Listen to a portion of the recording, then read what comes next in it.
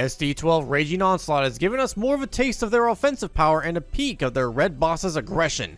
Today's reveal is the TALLGEESE 3. This goose is a red level 5 cost 4 preventer unit with 4/4 that links to Zek's Marquis, who can make it either a 6/5 or 5/6. Once per your turn, when the TALLGEESE 3 destroys an enemy unit with damage, deal 1 damage to all enemy units with 3 or less AP.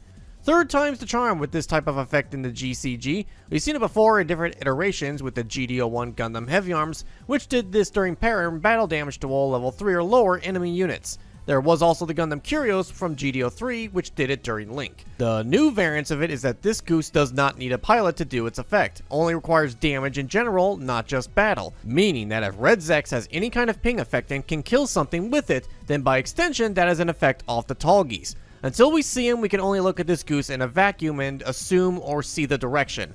On its own, it's just fine. Zex is now split between 3 colors, and while I know a lot of y'all pointed out in my GDO6 prediction short that Wing isn't done because of Oz stuff missing, I'm gonna be real. Oz may not even exist until they decide to revisit that faction as a whole in a new color with an actual strategy. It just seems there is never any intention to make White Fang or Oz actual things, because between the Preventers and what little we got of the former two, it seems Bandai cared more about making a Zex and Noin faction, which has failed on multiple levels. Merging all these cards together in any color combination is a tremendous ask. There is some synergy once again with this goose at least, in that it encourages Zex on going out and attacking things, especially his blue version.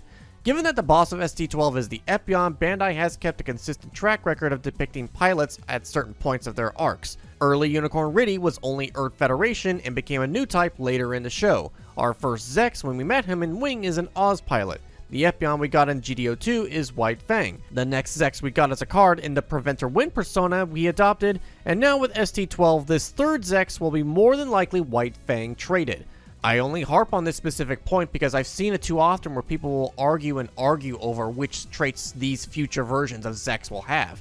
That apparently, because of how weird his loyalties are, that he'll suddenly have Oz and White Fang and Preventer, or he'll have Oz in this specific instance, even though by this point in the show he had already split off into White Fang.